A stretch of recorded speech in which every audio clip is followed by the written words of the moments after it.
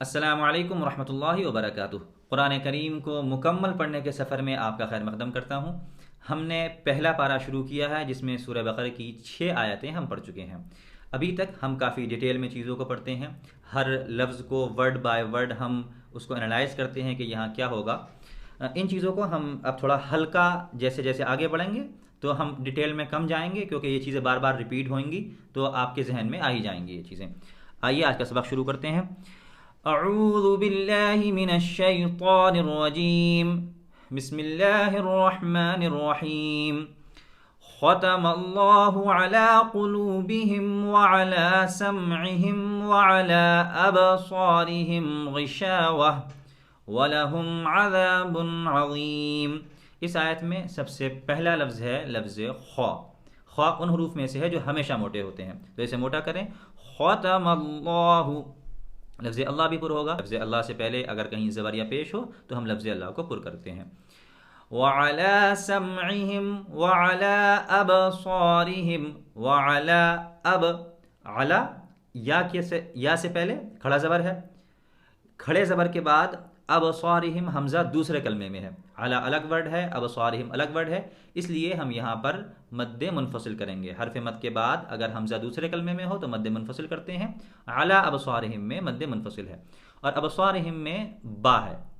با کی صفت یہ ہے کہ با کے اندر قلقلہ ہوتا ہے، آواز لوٹ کر آتی ہے۔ غور سے سنیں، علی ابصارہم، ابصارہم غشاوہ۔ غائن بھی ان حروف میں سے ہے جن کو پر کیا جاتا ہے، خصا ضغ، ضغ غائن کو پر کیا جاتا ہے۔ کسی پر لفظ کے نیچے اگر زیر ہو تو اس کا خیال رکھیں۔ غشاوہ زیر بھی ہے اور آپ کو لفظ کو موٹا بھی کرنا ہے، تو اس میں جب تک آپ پوری توجہ نہیں دیں گے کامیابی حاصل نہیں ہوگی۔ وَلَهُمْ عَذَابٌ عَظِيمٌ، وَلَهُمْ عَذَابٌ، عین اور ذال کو ان کے مخرج سے ادا کریں۔ اس بار میں نہیں بتاؤں گا، آپ کو خود ذہن میں سوچنا ہے عین کا مخرج کیا ہے اور ذال کا مخرج کیا ہے۔ اگر لفظ کے آتے ہی آپ کے ذہن میں مخرج آ جاتا ہے تو سمجھیں آپ نے اپنا ایک سٹیپ کلیئر کر لیا ہے، اب آپ قرآن کریم اچھا پڑھنے کی طرف بڑھ رہے ہیں۔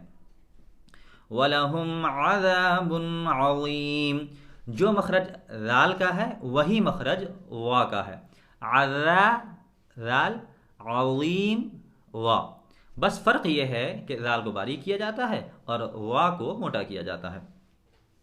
وَمِنَ النَّاسِ مَن يَقُولُ آمَنَّا بِاللَّهِ وَبِالْيَوْمِ الْآخِرِ وَمَا هُم بِمُؤْمِنِينَ۔ وَمِنَ النَّاسِ، وَمِنَ نون کے اوپر تشدید ہے، نون مشدد میں ہمیشہ ایک الف کے برابر غنہ کرتے ہیں۔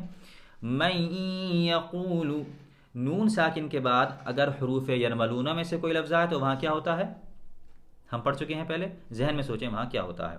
اگر آپ کے پھر بھی سمجھ میں نہ آئے یا آپ بھول چکے ہیں تو نیچے کمنٹ میں آپ پوچھیں، میں آپ کو ڈیٹیل سے بتا دوں گا کہ یہاں پر کیا ہو رہا ہے اور کیوں ہو رہا ہے۔ من یقول آمنا، نون مشدد ہم غنہ کریں گے، باللہ وبالیوم الآخر، خا پر حروف میں سے ہے، نیچے زیر ہے، توجہ کریں۔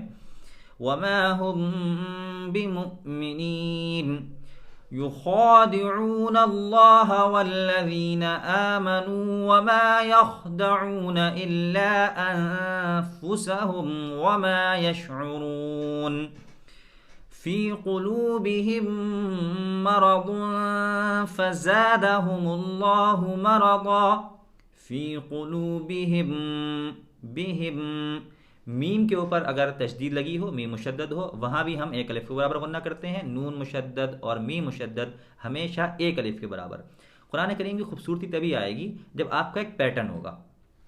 اگر آپ نون مشدد میں جتنا غنہ کرتے ہیں اتنا ہی میم مشدد میں کریں گے تبھی یہ خوبصورتی باقی رہے گی۔ ایک پیٹرن بنا لیں کہ ہمیں صرف اتنا ہی غنہ کرنا ہے، مد میں اتنا ہی کھینچنا ہے، ایک ذہن کے اندر ہمارے اس کا کوئی کھانچا ہونا چاہیے کہ صرف اتنی ہی دیر ہمیں یہاں یہ چیزیں کرنی ہے۔ اگر آپ اوپر نیچے کریں گے یہ بیلنس بگڑ جائے گا اور قرآن کریم کو آپ اچھے طریقے سے نہیں پڑھ سکیں گے۔